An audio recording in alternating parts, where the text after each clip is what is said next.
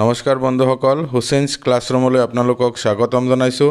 মই আজি আপোনালোকৰ লগত আলোচনা কৰিব ওলাইছোঁ কেনেকৈ খেলৰ জৰিয়তে অতি সহজে ছাত্ৰ-ছাত্ৰীক বিপৰীত শব্দৰ ধাৰণা দিব পাৰোঁ। এনেকুৱা শিক্ষামূলক ভিডিঅ'সমূহ চাবৰ কাৰণে আপোনালোকে মোৰ ইউটিউব চেনেল হুছেইনছ ক্লাছৰুম ছাবস্ক্ৰাইব কৰিব পাৰে আৰু কাষতে থকা ব্লেক আইকনটো এক্টিভ কৰি থব পাৰে যাতে মই দিয়া ভিডিঅ'সমূহ পোনপ্ৰথমে আপোনালোকে চাব পাৰে।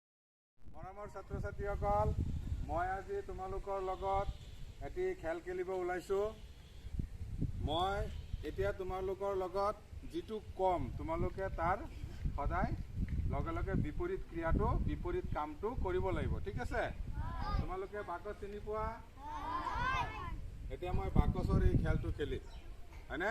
তোমালোকে সকলোৱে সহায় কৰিবানে? খেলটোত সহযোগ কৰিবানে? এতিয়ালৈকে তালি বজাই দিয়া। এতিয়া মই কৈ লৈছোঁ, মই যেতিয়া সৰু বাকচ বুলি ক'ম তোমালোকে সৰু বাকচৰ বিপৰীতটো কি হ'ব? ডাঙৰ বাকচ, হয় নহয়? তোমালোকে এনেকৈ ডাঙৰ বাকচ দেখুৱাবা। মই ডাঙৰ বাকচ বুলি ক'লে তোমালোকে কি কৰিব লাগিব? সৰু বাকচ বুলি, গুড, সৰু বাকচ বুলি দেখাব লাগিব। হা, তেতিয়া আমি খেলটো আৰম্ভ কৰোঁ। ঠিক আছে, তোমালোক ৰেডি আছে? অঁ, ঠিক আছে, এতিয়া আমি খেলটো আৰম্ভ কৰোঁ। ৰেডি? সৰু বাকচ, ডাঙৰ বাকচ, ডাঙৰ বাকচ,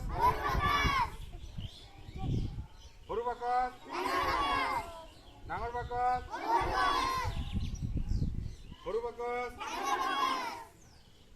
ধুনীয়া হৈছে, তোমালোকে সকলোৱে পাৰিছানে নাই? সকলোৰ কাৰণে এটা হাততালি দি দিব লাগে। আমাৰ খেলটো আজি এইখিনি আছিলে, হয়নে?